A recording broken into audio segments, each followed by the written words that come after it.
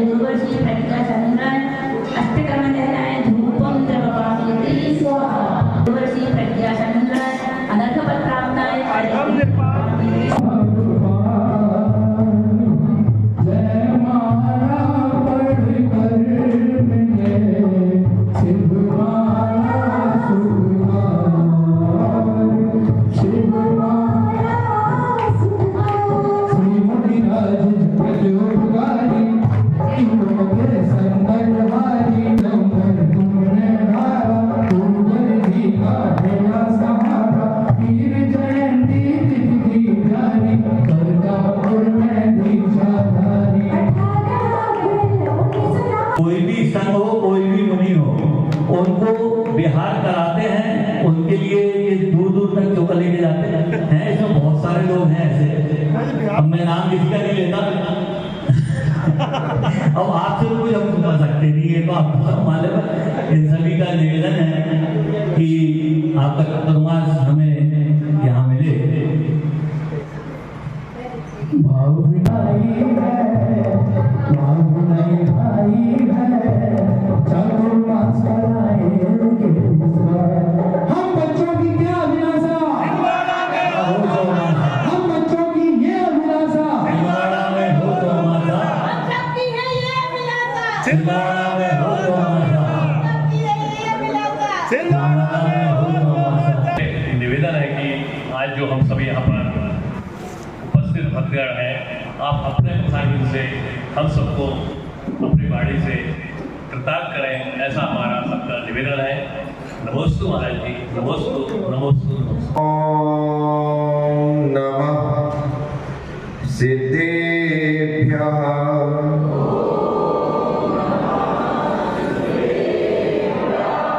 ओम नमः सिद्धेभ्यः,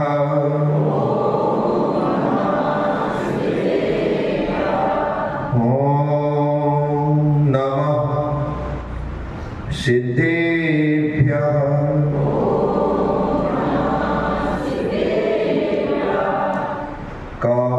कापूर्णनमस्कारम् अरहन्ताणं तहेव सिद्धाणम् आयुर्वज्रायाणम् लोयं मेया सर्वसाभूणम्। 24 तीर्थंकर भगवान की, मूल नायक श्री आदिनाथ भगवान की, श्री पार्श्वनाथ भगवान की, विष्णु भगवान महावीर स्वामी की, गुरु गौतम स्वामी की, आचार्य उमा आचार्य चार्य चक्रवर्ती सागर जी महाराज की, आचार्य गुरुवर श्री पुष्पदंत सागर जी महाराज की जय। बोलिए आचार्य श्री प्रज्ञासागर जी महाराज की जय। बोलिए आचार्य संघ की। उपस्थित भव्य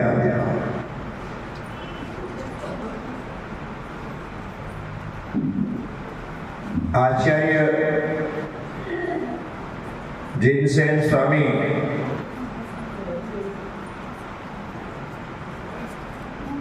आदि पुराण जी में भव्य जीवों को संबोधन देते हुए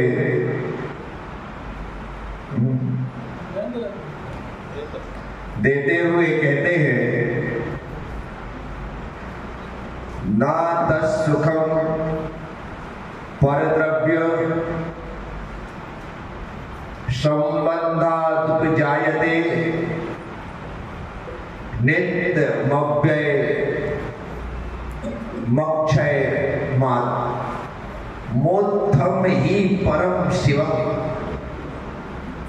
आचार्य कह रहे हैं, परद्रव्य के संबंध से जो सुख उत्पन्न होता है वह सुख नहीं है, और जो सुख आत्मा से उत्पन्न होता है वही परम शिवम, वही सुख है, और वह सुख नित्य है, अव्यय है, अक्षय है। प्रश्न यह है कि हम सुख चाहते हैं पर कौन सा? हम सुख चाहते हैं पर कौन सा? जो नित्य है, अव्यय है, अक्षय है वह, या जो पर संबंध से, पर द्रव्यों से, पर पदार्थों से उत्पन्न हुआ है वह, जो इंद्रियों के द्वारा प्राप्त होता है वह, कौन सा सुख? आप भले कह दें कि जो आत्मा से उत्पन्न होने वाला सुख है वह सुख हमें चाहिए, लेकिन उस सुख की तो आपको डेफिनेशन भी पता नहीं, वह सुख कैसा होता है आप यह जानते भी नहीं है। आपने तो इंद्रिय के सुख को ही सुख समझा। अच्छा रहने के लिए मिल जाए, अच्छे सोने के लिए बिस्तर मिल जाए, एसी रूम हो जाए, चाहिए क्या? खाने पीने में विविध प्रकार के व्यंजन हो, सुस्वादु हो, आनंद आ जाए, जिस जगह पर है वहां पर सुगंध बिखरी हो, फिर क्या कहें? देखने के लिए अच्छी सीनरियां लगी हुई हो, लोकेशन बहुत सुंदर हो, आनंद आ गया।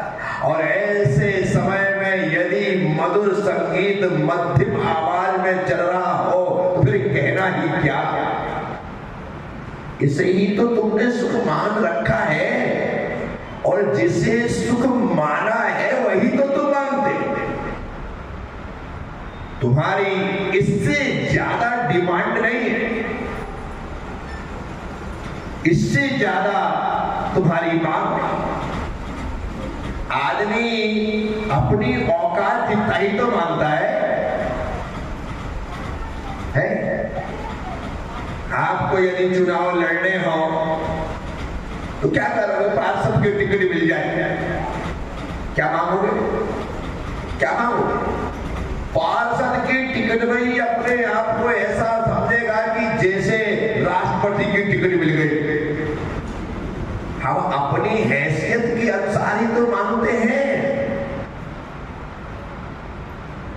पार्षद की टिकट पर्याप्त है, महापौर का भी नहीं सोचते, विधायक की तो दिमाग में बात ही नहीं आती, सांसद बनने का तो कभी कोई सपना ही नहीं देखा है। विचार कर। तो हमने ऐहिक सुख को, दैहिक सुख को, मानसिक सुख को, इंद्रिय सुख को ही सुख माना है। इसलिए हमने जब भी मांगा है इंद्रिय सुख ही मांगा। मेरे पास लोग आते हैं, महाराज श्री बहुत कमर में दर्द होता है, बहुत घुटने में दर्द होता है, लाओ तेल लगा दो। अरे अनादि से आत्मा दर्द से तड़प रही है, कभी ख्याल ही नहीं गया। कभी तो बोलते आकर के गुरुदेव आत्मा बहुत दुखी है, संसार के दुखों को सहन करते हुए इस शरीर का दर्द तो यहाँ पर है, अभी खत्म हो जाएगा। अरे 2 पेन किलर खा लूंगा, दर्द छू बनता। लेकिन आत्मा के दर्द को खत्म करने के लिए आज तक कोई पेन किलर नहीं बनी क्या? भाई एक गोली खाओ, आत्मा का दर्द खत्म। इतना अच्छा हो यदि ऐसी कोई गोलियां बन जाए तो। लेकिन शरीर का दर्द, घुटने से परेशान हो, महाराज से कमर में बहुत दर्द रहता है, बहुत तकलीफ रहती है, हाथ ऊपर ही नहीं उठता है। चलो सोनू से मैं कहता हूँ एक काम करते हैं, अपन अपने कमरे के बाहर मसाज सेंटर का बोर्ड लगा देते हैं, तू लगाया कर बेटा, सबको दे। ये दिखाई देता है महाराज से 35 साल का बेटा हो गया,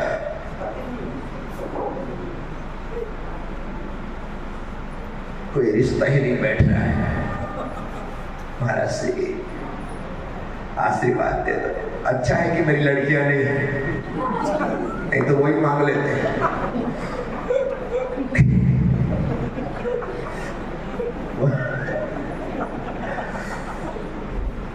मजाक मत समझिए, ये कह रहे लोग आकर के महाराज से शादी हुए 5-7 साल हो गए, कोई रिजल्ट ही नहीं है, इसलिए मैंने दीक्षा ली है कि तुम्हारे बच्चे पैदा होते रहे, आशीर्वाद देता रहा। विचार करिए, हमने संसार के सुख के अलावा भगवान के चरणों और गुरु के चरणों में जाकर के मांगा क्या है? कभी इससे आगे हम बढ़े ही नहीं है। मंदिरों के बाहर बैठे हुए भिखारियों में और मंदिर के भीतर बैठे हुए पुजारियों में कोई अंतर नहीं है। बाहर बैठा हुआ भी मांग रहा है और भीतर बैठा हुआ भी, और दोनों बस इतना ही मांग रहे हैं। एक कहता है मेरा पेट भर जाए, दूसरा कहता है मेरा मन भर जाए। बस भरने के लगे हैं लोग, भर ही नहीं सकता। पेट तो फिर भी दिन में 2 बार भर जाता है, पेट तो फिर भी दिन में 2 बार भर जाता है। पता है पेट क्यों भर जाता है? क्योंकि कितना भी बड़ा पेट हो, कल्लू, कितना भी बड़ा पेट हो, अपने इन 2 हाथों को यूं रखो तो पेट ढक जाता है। पेट अपने इन हाथों से जो पेट ढक जाता है, वो पेट इन हाथों से भर भी जाता है। वो पेट जिसे ढक सकते हो उसे भर सकते हो, लेकिन तुमने पेटी बना ली। क्या बना ली? कितनी बड़ी होती है? कितनी बड़ी? पूरे घर वाले भी अपने हाथ रखे ना तो भी ढकती नहीं, इतनी बड़ी पेटी बना ली तुमने।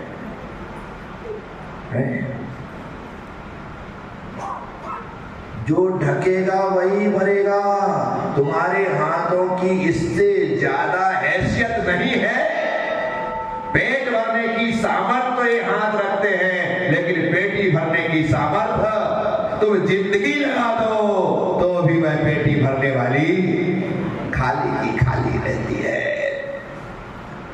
साथियों, इसलिए हमें वही मांगना चाहिए जो आत्मा के लिए सच्चा सुख है।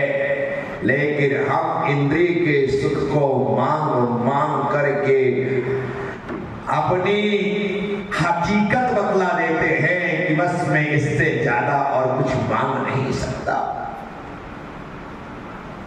हमारे ग्रंथों में ध्यान की चर्चा के अंतर्गत आर्त ध्यान की बात है, और आर्त ध्यान में एक ध्यान का नाम है निदानवत। क्या नाम है? निदानवत। एक साधु तपस्या कर रहा है और तपस्या करते हुए वह देखता है कि आसमान में एक विद्याधर विद्या के बल से विचरण करते हुए जा रहा है। वह साधु मन में विचार करता है कि मुझे मेरी तपस्या का फल यदि कुछ मिले तो मैं भी विद्याधर बनूं। क्या कर लिया? क्या कर लिया? निदान। क्या कर लिया? जिस तपस्या के बल से मोक्ष मिल सकता था, जिस तपस्या के बल से एक भवतारी बनने की योग्यता अर्थात सर्वार्थ सिद्धि में जन्म हो सकता था, उस तपस्या के बल से विद्याधर के सुख मांग लिए। ये है निदान। जब हम मांगते हैं ना तो डरते हुए मांगते हैं। हमें लगता ही नहीं है कि मुझे इससे ज्यादा भी मिल सकता है। वो तो सामने वाला पहली बार में ही हाँ कर देता है तो हमको लगता है यार, लगता है मैंने गलती कर दी। समाज के लोग कोई उद्देश्य लेकर के जब शहर में किसी के पास जाते हैं दान आदि के लिए और सोच करके गए कि फलाने के यहाँ चलेंगे, भाई मंदिर बनना है, शिलान्यास होना है, भूमि पूजन होना है, ये बोलना है, भगवान की स्थापना होनी है और आदमी ठीक लगता है। आपने वहां जाकर के कहा कि ऐसी ऐसी बात है, मंदिर इनका बहुत अच्छी बात है, बनाओ मंदिर, मैं आपके साथ, बस हमारी इच्छा है, हमारी इच्छा है कि शिलान्यास भूमि पूजन आप करें। हम ऐसा मन बना करके आपके पास आए। बोले हाँ कर देंगे, कोई तकलीफ नहीं है, बस समाज की इच्छा है कि आप शिलान्यास करने के लिए 5 लाख रुपए की राशि आप प्रदान करें। सामने वाले ने कहा हाँ कोई तकलीफ नहीं, 5 लाख में दे दूंगा। अब जैसे वो हाँ कर देता है, हाँ करवा करके आते लगता है यार गलती हुई है, पर 11 बोलते तो शायद 11 भी दे देता है। क्या बोलते? क्या बात करते? 11 बोलते तो सस्ते में निपट गया सामने वाला। क्या बोलते हैं?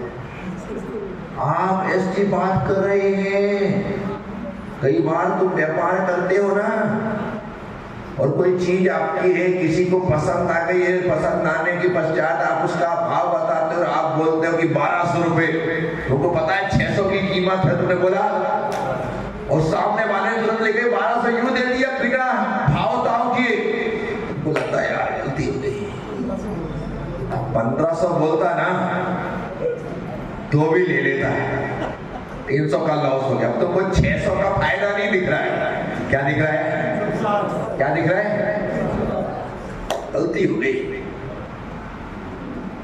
फिर आज दूसरा कस्टमर आता है और तुम उसी हिसाब से चलते हो, 1500 बोलते तो सामने वाला निकल जाता है।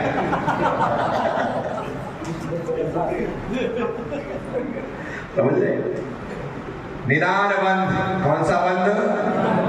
भगवान से कभी मांगना नहीं, भगवान से कभी। तपस्या का फल, भक्ति का फल, पूजा का फल कभी भी मांगना नहीं है, हमें अपने आप मिलेगा, अपने आप, अपने आप। और मांग कर के लिया तो क्या लिया?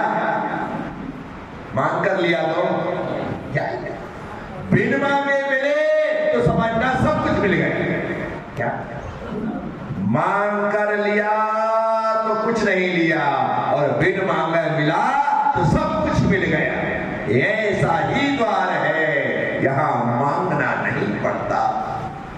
जाचे सुर तरु दे सुख चिंतत चिंता रे, बिन जाचे बिन चिंत धर्म सकल सुख दे। कल वृक्ष से मांगना पड़ता है, चिंतामणि के सामने चिंता करनी पड़ती है, लेकिन बिना मांगे बिना चिंतन किए यदि सब कुछ कोई देता है तो यह धर्म ही है जो सर्वस्व हमें प्रदान करता है। लेकिन हमारी आदत मांगने की है और मांगने की आदत में हम वह मांगने से रह जाते हैं जो हमें मिलना चाहिए। हम हल्के में, कम में, कमतर में संतुष्ट हो। आपका बेटा बेंगलोर में रहता है, पढ़ाई है, जॉब है, काम है, बिजनेस है, जो भी है, पढ़ाई के लिए गया, पढ़ाई के लिए वहां पर गया है। आपने बढ़िया उसकी सेटिंग की है, वहां जाकर के रूम दिलवाया है, खाली भोजन पानी की व्यवस्था की है, कोचिंग की सारी व्यवस्था कर दी है आपने, और आप उसे छोड़ करके यहाँ आ गए। आप हर बार हर महीने उसे पैसे डाल देते, इस बार आप चुप गए, भूल गए, रह गए, आप उलझ गए, पैसे नहीं डाले। बेटे का फोन आता है, पापा 5,000 रुपये डाल देना। क्या बोलता है, क्या बोलता है? 5,000 डाल। तो पिताजी डालने वाले थे, कितने डालने वाले थे? मांगा कितना? 5 मांगा। अब पिता 5 डालेगा कि 10? कितना डालेगा? जितना मांगा है उतना ही डालेगा। आपने 5 डाल दिए, तो आप विचार करिए, यदि मांगते नहीं तो 10 आता हमारे बैलेंस में, लेकिन मांग लिया तो, इसलिए मांगना नहीं है।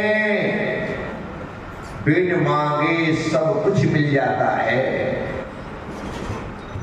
बिन मांगे मोती मिले, मांगे मिले ना, मांगे मिले न भी, मांगन से मरना भला, यह सदगुरु की सीख।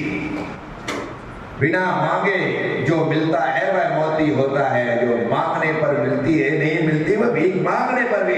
कितने बार हमने अपने मुख से कहा चल चल आगे बढ़, हमने कहा है, अपने मुख से कहा है, सुबह से आ जाते, ऐसा बोल करके हम भिखारियों को आगे कर देते हैं। मांगने से भीख भी नहीं मिलती है, और साधु तुम्हारे घर जाकर के मांगता नहीं है ना, इसलिए तुम मनाते हो। क्या करते हो? पता है कि 3 महाराज जी हैं, क्या पता है? क्या पता है?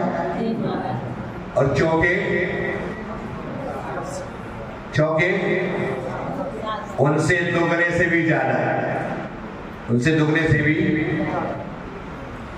गोलगंज में था तिगने से भी ज्यादा। हे स्वामी नमोस्तु नमोस्तु नमोस्तु। नहीं मांग रहे ना, इसलिए तुम मना रहे हो, इसलिए तुम, और मांगते तो मना कर। जो मांगता है उसे मना किया जाता है, और जो नहीं मांगता है उसे मनाया जाता है। उसे मना के दे रहे हैं कि ये ले लो, वो ले लो, जबरदस्ती कर रहे हैं। क्या हुआ? ये सिद्धांत है। जब मौन लेकर के करते हैं या बोलते हुए करते हैं? जल्दी जल्दी बोलो, सही में मौन नहीं लगते भोजन में? मौन से भोजन करने का नियम है शास्त्रों में। झूठे मुंह बोलने से सरस्वती का अपमान तो होता ही है, लेकिन शास्त्रों में स्पष्ट लिखा है कि जो भोजन बोलते हुए करते हैं वे ज्ञानावर्णी कर्म का बंद करते हैं। क्या करते हैं? ज्ञानावर्णी कर्म का बंद करते हैं। भोजन तो मौन ही करना चाहिए। ले लो ना, कुछ खाते नहीं आप। ये पापड़ ले लो, ये ककड़ी ले लो, ये सलाद ले लो, ये आम ले लो, ये वो ले लो। मौन पूर्वक में करोगे तो मनाओ, तुम मना करते जाओ, वो ऐसे डालती जाएगी। और मंगा तो मालूम तो है कि अभी खत्म हो जाएगा, तो आवाज देंगे रोटी लाना, लाती हूँ। करके देखो, मौन पूर्वक खाओगे, अपने आप तुम्हारा सम्मान बढ़ जाएगा। सरस्वती भी प्रसन्न और घर की लक्ष्मी भी प्रसन्न, दोनों प्रसन्न हो जाएंगे। इसीलिए मौन पूर्वक भोजन करने की आदत डालो। कम से कम 2 बार के भोजन में 1 बार का भोजन तो मौन से करो। क्या? 1 बार का भोजन तो कुछ नहीं होता है, आराम से काम चलता है। हमें लगता है कि बोलना जरूरी है, बिल्कुल भी जरूरी नहीं है। एक बार में ही आप 2-4 जितनी रोटी लेना है ले लो, सब्जी ले लो, दाल ले लो, पापड़ ले लो, अचार ले लो, जीरा मण ले लो, बस इतना ही तो है। चावल भी साथ में रखवा लो, कौन मना करता है। और एक बार में आप लेकर के बिना कुछ कहे काम चल सकता। ट्राई अगेन, कोशिश करिए। 1-2 दिन पालन करके देखिए। आज ही नियम बना लो कि आज का भोजन मैं सुबह टाइम का मौन पूर्वक करके देखता हूं। अच्छा लगे तो कल करना, नहीं लगे तो अपने नियम अपने हाथ में। नहीं करेंगे इसमें बात क्या है, अपने हाथ में है, लेकिन ट्राई करेंगे। टीवी देखते हुए खाते हो तो टीवी बंद करके खाना प्रारंभ करें। क्या मोबाइल चलाते हुए खा रहे हो तो मोबाइल को एक तरफ रख करके खाना प्रारंभ करें। बच्चा खाना नहीं खाता महाराज, क्योंकि आप यदि मोबाइल और टीवी के साथ खाना खा रहे हैं तो आप ये मान के चलिए खाने के साथ वो दुनिया भर के दुष्ट विचार और गंदे सीन और जो कुछ भी है वो आपके भीतर जा रहा है। किसके भीतर जा रहा है? मैं यदि इतना सा पानी आप मेरे पास ला करके दो, मैं ऐसा करके मंत्रित कर देता हूं तो पानी मंत्रित हो जाता है। क्या हो जाता है? क्या हो जाता है? जब मेरे मंत्र पढ़ने से पानी मंत्रित हो जाता है तो टीवी की चलने वाली आवाज जो होती है वह भोजन को दूषित कर देती है। आपको यह बात भी मान करके चलना पड़ेगा। इसीलिए जब भोजन चले तो आप घर में वो नमोकार वाली मशीन लगा करके रखो, बिल्कुल मध्यम आवाज में आप भोजन करो। भोजन करते जाना, नमोकार सुनते जाना, उससे पूरा भोजन अभिमंत्रित हो जाएगा। पहले के समय में हमारी माताएं घर में ही चक्की चलाती थी। क्या चलाती थी? क्या चलाती थी? वो तो बाद में चक्कियां आ गई तो वहां पर गेहूं पिसने लगे, लेकिन पहले तो माँ ही पीसती थी। हमारे घर में कोने में बिल्कुल सीढ़ी के ऊपर वहां पर चक्की रखी हुई थी। क्या कभी माता राम से पीसती थी, कभी चीनी भाई आकर के पीसती थी। अब जब माँ पीसती थी ना तो आटा पीसने के साथ साथ पूरा भक्तापर पढ़ लेते। क्या पढ़ लेते? नमोकार मान मेरी भावना, जितने पाठ मुझे याद थे ऐसे पीसती जाती थी। भक्तापर प्रणत मौली मणि प्रभाण उद्योत कम दलित पाप तमो वितान सम्यक प्रणम्य जिन पाद युग में युगादा अलम गले पतिताम जना। पूरा आटा मंत्रित हो जाता था। क्या हो जाता था? क्या हो जाता? उन रोटियों को हमने खाया है तभी तो आज साधु बन करके बैठे हैं। और रोटियों को खाया है हमने तभी तो आज स्थिति है। साथियों, और तुम क्या खा रहे? वहां पिक्चर के गाने चल रहे हैं, यहाँ पर मशीन चल रही है, यहाँ रोटियां बन रही है। क्या करूं राम, मुझे बुढ़ा मिल गया। तो अब बच्चा खाएगा, कौन सा गाना चला रहा है उसमें पंडित जी? क्या करूं राम मुझे, अब तो गया जमाना। परंतु ऐसे गाने के साथ यदि वो रोटी का बनी तो निश्चित तौर पर बच्चा खाए तो बचपने में ही बुढ़ा हो जाए। आप प्रयोग करके देखिए। अभी वैज्ञानिकों ने प्रयोग प्रारंभ किए हैं। वे खेतों में, खलिहानों में जाकर वहां पर भजन कर रहे हैं, मंत्र अनुष्ठान कर रहे हैं, हवन कर रहे हैं। और ये सारे के सारे प्रयोग हमारे हिंदुस्तान में फॉरेनर्स आकर के कर रहे हैं। मैंने अपनी आंखों से जब इंदौर रोड पर मेघनाथ जी का जो फार्म है वहां पर मेरा रुकना और वहीं पर उन लोगों का ठहरना, वहां पर प्रकृति भाई चल क्या रहा है, बोले महाराज से प्रयोग चल रहा है। हमने प्रयोग किया है कि जिस खेत में हवन पूजन जाप अनुष्ठान होते हैं उस खेत में एक तो कीटनाशक की आवश्यकता नहीं पड़ रही है और दूसरा फसल कई गुनी पैदा होगा। आश्चर्य लगा सुनकर कि फसल में भी मंत्रों का प्रभाव पड़ रहा है, इसमें फसल नहीं। विचार कर साथियों, अभी एक नई बात और मैंने सुनी कि बच्चा जन्म लेता है तभी जाकर के मां के आंचल में दूध डालता है। ये सब जानते हैं कि नहीं जानते? समझे? उसके पहले दूध। लेकिन अभी एक प्रयोग चल रहा है कि कुंवारी लड़कियां हैं उनके आंचल में भी दूध आ सकता है और आ जाता है। फॉरेन में अर्थात विदेशों में एक बहुत बड़ा काम चालू है।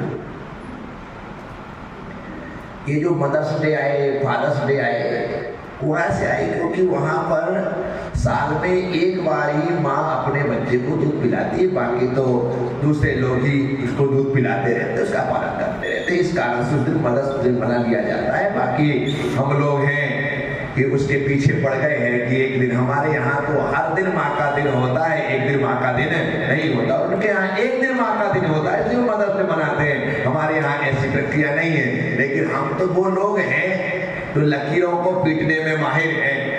किसी ने कोई चीज चालू कर दी तो तुम भले बंद कर दो, हम हमेशा चालू रहने वाले हैं। हम बहुत उसको दमखम के साथ आगे बढ़ाते हैं। अब वहां पर बच्चों को माँ ने एक दिन दूध पिला दिया, उसके बाद वो नर्सों के हवाले कर देते हैं, लोगों के हवाले कर देते हैं। अब जो नर्स होती है वे तो कुंवारी होती है।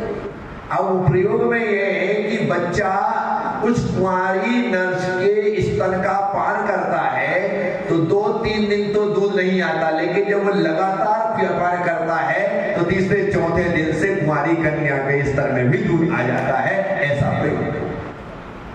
अब बोलो, ये सब कुछ संभव है। ये सब कुछ बच्चा जब मातृत्व भाव से उससे चिपक जाता है तो उसके स्तर में भी दूध आ जाता है। अब हम अपने शास्त्रों में आ जाएंगे।